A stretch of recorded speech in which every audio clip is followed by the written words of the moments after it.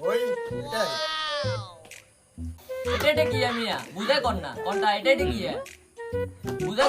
কর সাইতে হবে তো এটা ওই এটাই জানি না না কোনটা ওই এটাই আর নাম এটা কোনটা মিয়া আমি নাম জানেন না ওই ওই এটা কোনটা এটা কেন এটা না আরে মিয়া ওই এটা